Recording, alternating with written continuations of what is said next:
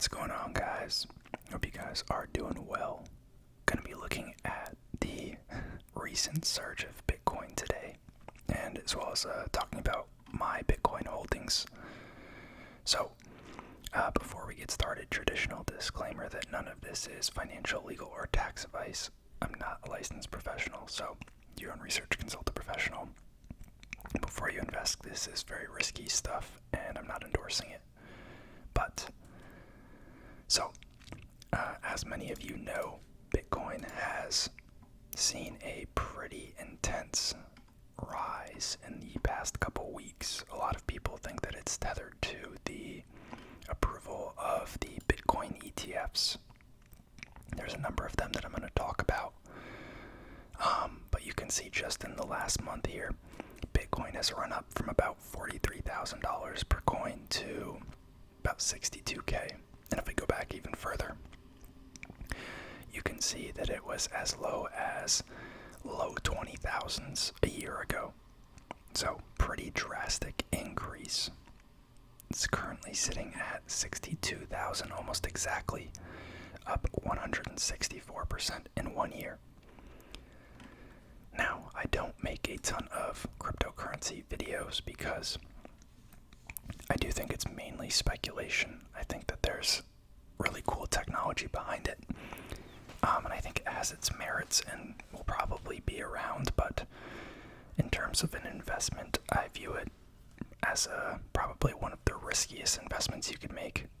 But I do have about $1,900 worth of Bitcoin. I have not traded in forever. I think I got this Bitcoin 5 or 6 years ago, and it's just been sitting. You can see I own about 0.03 Bitcoins. So, I mean, as recent as a year ago, it was worth probably like $800, and now it's worth $1,900. So, pretty crazy swings there. I haven't bought any more at any point recently, and I don't really plan to do any trading. I do have mixed feelings about the holding Bitcoin on your own versus holding an ETF or a trust. I'm not a fan of like the Grayscale Bitcoin Trust because I think the fees are kind of intense, and with the new ETF offerings, it seems like the price to NAV will be a lot smaller, and also the fees will be a lot smaller. I believe some of them, like IBIT, I'm not endorsing that, its fees are like 0.25% or something, which is pretty low as far as like niche ETFs go. But Bitcoin's at 62, and Ethereum is at $3,400. It's up about 14% in the past 7 days. What's up on the chart here? You can see this has also had a pretty drastic increase. Bottomed out at about 1,500 back in October, and I think around then was when a lot of the news of the Bitcoin ETFs was coming out, but I could be wrong. But since then, you can see it's gone ballistic. We've gone from $1,500 or $1,600 per Ethereum token all the way up to $3,400, which is pretty insane. And if we take a look at the other cryptos, obviously you have Tether, not really crypto in the traditional sense. Binance Coin. A lot of people are into Solana. I used to follow a lot of the like altcoins back in the day, but I don't know, pretty skeptical of most of them. They like seem like essentially penny stocks, but even worse because there's a lot of like scams and not much transparency or regulation or accountability with a lot of these projects. And when I was kind of getting into crypto was during the whole ICO craze, and a lot of people were losing their money and having the projects and the founders just run off with millions of dollars of more or less anonymous tokens. So I kind of strayed away from that stuff, but Solana is one of the bigger alternative ones. This has had an even more drastic run up. It was was in the $20 range basically up until October, and then it also went ballistic, and it's gone about 6x since then. Currently sitting at about $130 per token. That's insane. $74 billion market cap. Just absolutely nuts. And if we keep going, I see Ripple is still around. I used to have some of that way back in the day. It seems like it hasn't really moved that much. I know it was down at like 33 cents. I know there's a lot of lawsuits and other stuff going on, but let's take a look. Yeah, I mean, it hasn't really moved that much. Kind of tough. USDC, another stable coin. We have Cardano. I think I had some of this back in the day. I think I had some of this. I had some Stellar Lumens. What else? Probably think of it as we go. We can see here that Cardano's sitting at about 74 cents. Year ago, 25 to 30 cents. So not as big of a climb, but I think that tends to be the case, is that the performance is kind of hit or miss as you get down into these altcoins. Still very big projects in the billions, but in terms of, I don't know, the underlying thesis for them seems to be a lot more rough. It looks like Doge has about doubled. Not a fan of Doge. We have Avalanche, not too familiar with that. Shiba Inu, a ripoff of an already dumb coin, in my opinion. Chainlink, I've heard a lot about. I don't really know too much. I did have some Tron back in the day. Polkadot, Polygon. Yeah, I don't know about a lot of these alternative ones. I remember I had some Litecoin. I feel like that one's kind of fallen off though. But yeah, let's take a look at these Bitcoin ETF articles. So these articles are claiming that about 4% of all Bitcoin is now held in Bitcoin ETFs, and they're not at a pace to slow down, which is pretty insane. I think the major arguments against these Bitcoin ETFs would be safety and like custody issues or concerns. Some people have the same concerns as like they would with like a physical gold ETF. Some people would just rather have the physical gold themselves than trust another party to hold it. I think the same argument is kind of made here. But I think it's actually even a little easier of an argument to make here because the digital assets, in theory, could be stolen by hackers much easier than physical gold could be stolen by, an actual thief.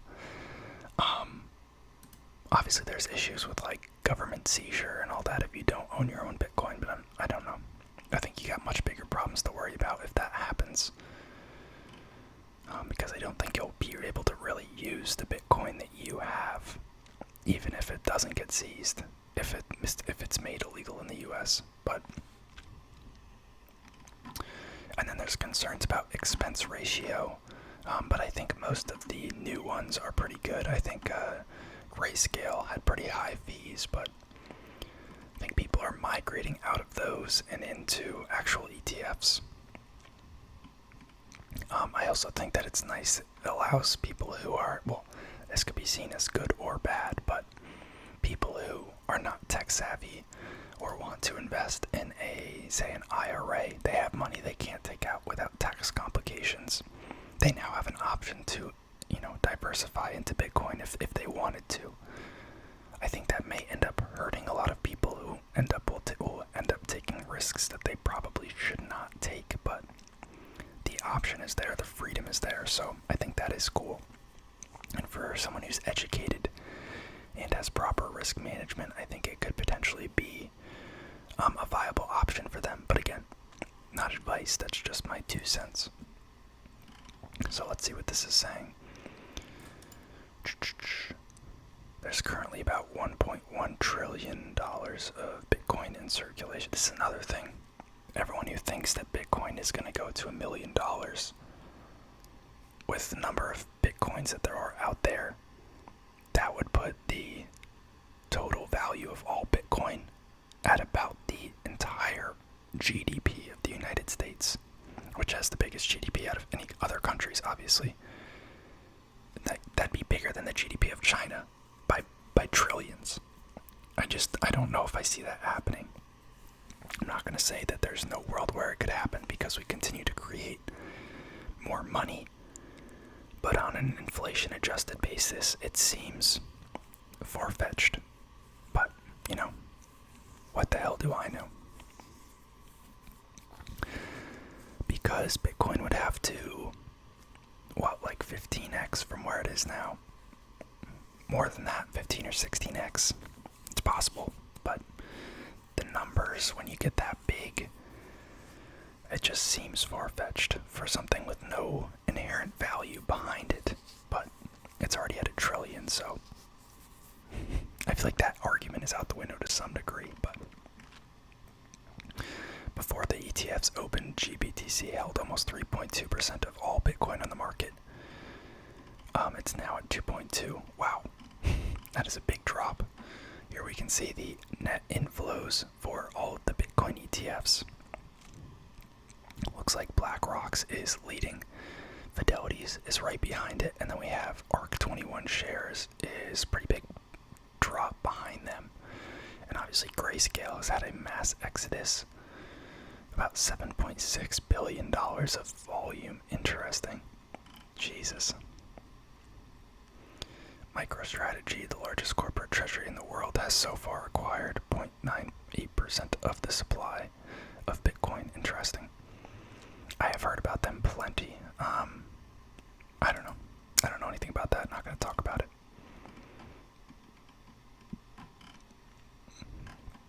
I have seen this, though, that MicroStrategy's share price has been closely tied to Bitcoin price performance. I mean, when you have that much Bitcoin on the balance sheet, like, you're literally just a proxy for Bitcoin's price to some degree,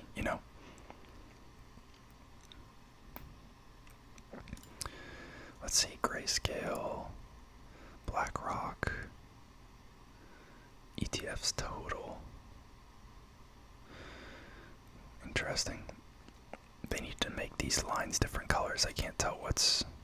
Oh, we can turn them off. That's amazing.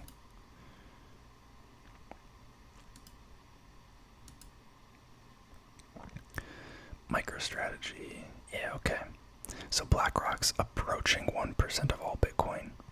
Fidelity is about at 0.5%. That is a lot of money when you think about it. Interesting. The U.S. government is believed to be controlling up to 215,000 Bitcoins, or 1.1% of Bitcoin's circulating supply. Mainly seized as part of criminal cases, including ones tied to Silk Road and Bitfinex hack. Interesting. About 10% of the remainder is on crypto exchange. Slightly more than what's sitting with Bitcoin miners. And then, of course, Satoshi Nakamoto has somewhere between 3 to 5.5% of the supply.